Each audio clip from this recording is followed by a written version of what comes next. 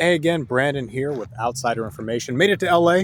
Fitting I'm doing this video on a football field. I get to attend a friend's practice. Real excited. Haven't been to football practice since high school. But Caleb Williams, that was the second short that I teased before driving up here, and it's fascinating. Seth Wickersham does great work. He does a lot of deep dive articles. He's got a book coming out specifically on the quarterback position, and the reason why I'm doing a quick thing on this is because the quarterback drives NFL organizations. It is the most important position in the league, hands down by far. So whenever there's news or something that's kind of in this vein, definitely want to touch on it, that in coaching news. But why this is important is we don't see this often. We certainly don't hear about it, but I bet it happens a whole lot more than we think. And we should be encouraging it to happen because we don't want to see the brightest stars go to the worst organizations and have their careers ruined. And that was Caleb Williams' fear.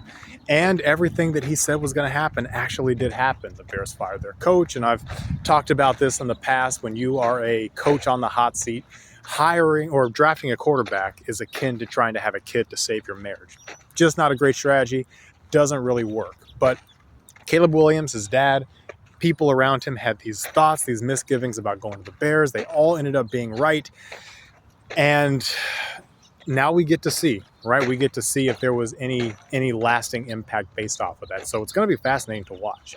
And these are things that honestly we should be encouraging as fans, especially, to see more of. We don't want to see organizations ruin stars, but for some reason the owners have the fans all on their sides. The players are viewed as entitled, and here we are. But transferring this to externally, because I always got to have that lean, we take for granted the choices that we have to kind of pick the organization that we go to. Obviously, interviews, the whole batch.